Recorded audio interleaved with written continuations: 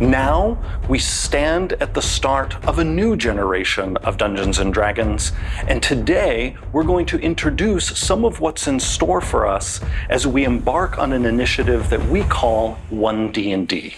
Hello everyone and welcome to the DM side. As you can see, I'm in my new place now and it's not quite set up exactly, but we have had some massive news in recent couple of days. Wizards of the Coast had their live announcement for Magic the Gathering and Dungeons & Dragons futures and other releases. We also have had an extra hour-long video on D&D Beyond's website, and there is little trickles that are coming out every single day, and there's going to be so much more over the next 2 to 3 years because D&D is moving away from new editions and now going into just an ever-growing digital platform known as ONE D&D. That is the code name they've given it for now, and it will officially release in 2024. And what I'm really excited about here is that it's more going to be about updating the game as they see fit, updating the game based on player interaction. There's a lot of playtest material that we're going to be getting over the next couple of years to really shape this new evolution of D&D as it is put.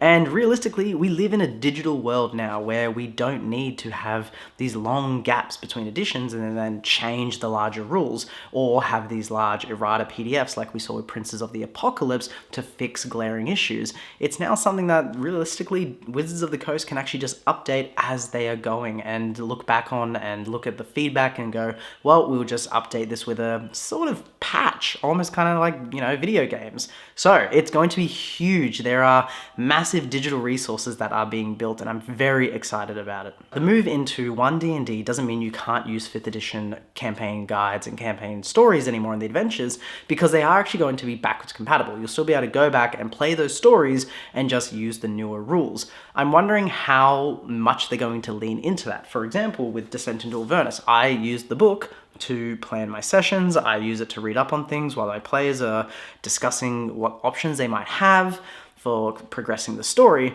However, does that mean that my physical copy is going to be different to my digital copy come 2024? So if I go to rerun it, will it be updated? Personally, I actually want it to be updated because I will be playing with official current rules opposed to playing with the, I guess, more outdated ones. The only difference is it'll kind of be annoying to flick through this and go, oh, that's weird. That creature couldn't do that before. Oh, that's right. There's the new change. And so I'll always be going back to that digital copy now to read up on it. So it's really not a big issue. I am just wondering how the transition is going to feel, I guess. One of the biggest things that they announced, which I'm very excited for, even though I actually don't really use these resources, is they would like to bring all D&D players to one place to play on D&D Beyond. And this is a move that makes the most sense for Wizards of the Coast. They want to basically remove the need for things like Roll20 and Discord to run your games online. They realize that a lot of the fan base aren't people who can get together with their friends and sit down in a room weekly and play Dungeons & Dragons with all the physical,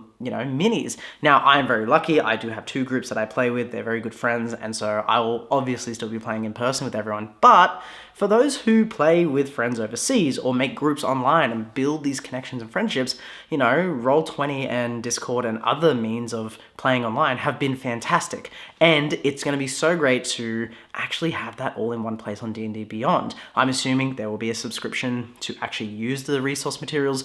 I love that they're using the Unreal Engine to actually really create this immersive experience where you have minis on a board and this new tilt camera system that they were talking about, really to showcase the minis that you can customize. I'm wondering if eventually there may be a way to import a mini that you customize to maybe something like Hero Forge to actually buy the minis should you want to have them in physically on the table.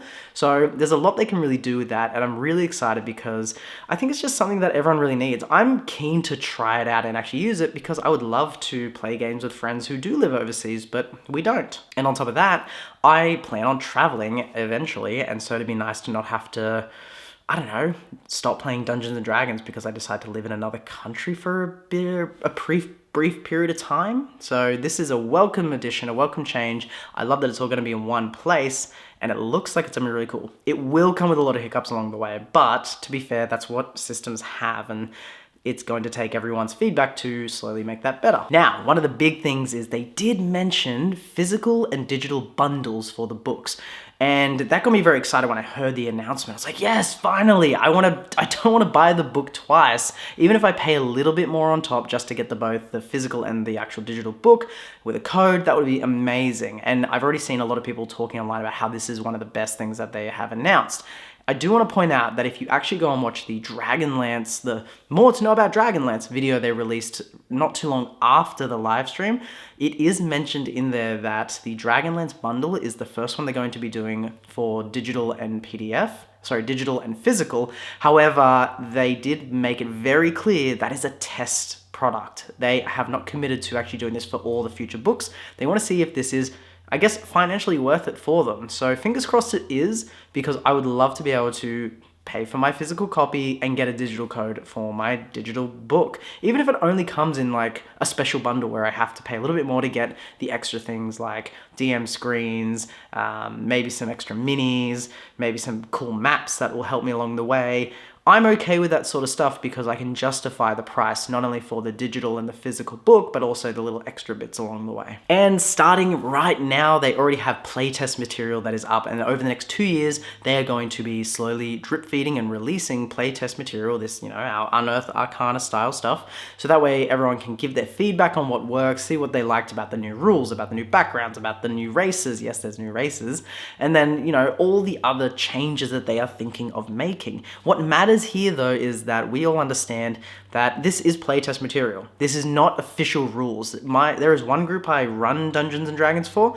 We are not going to be introducing playtest material. We are just going to be playing the rules as they are officially released. But then I have another group that I play with and I've been playing with for like 8 years, and we are open to running that playtest material because we understand that it is not official and that we can use it as a tester and then take it out if it doesn't quite fit with what we're doing, and just get a feel for it all. But the main point here is, and I've already seen it online, a lot of people are getting upset about the rule announcements, and we need to remember these rules aren't in concrete at all. It's actually up to us to send the complaints to D&D Beyond, not to fight with each other online about whether it's good or not. Send it in if you agree with it, send it in if you don't agree with it, because at the end of the day, Wizards wants us as players and DMs and just engages with the game to shape the rules, and it'll just be a majority wins at the end of the day. The more people that like a rule, that rule's going to be cemented. And then they'll always sit back on the same caveat of, if you don't like it, you don't have to use it. These are guidelines for your game. There's already a certain rule that I am hoping doesn't actually stay, and I'll introduce that into a whole nother video, but there are some changes I've already looked at in the playtest material that is available and gone, I don't know if I like that. But then there's stuff where I go, wow, that makes so much more sense. So overall, send in the things that you like, test the material out, get ready for ONE D&D. I'm excited to see where it goes. We've got a good couple years of just crazy stuff happening. I'm also so keen to get this new place set up. I hope the echo's not too bad. I got a bunch of stuff still got to be setting up, but at the end of the day, there are going to be more videos coming based on all the information that we have just been dealt so much of over the last couple of hours, the last 2 days. So keep an eye out for those videos, and until the next one, go roll some dice.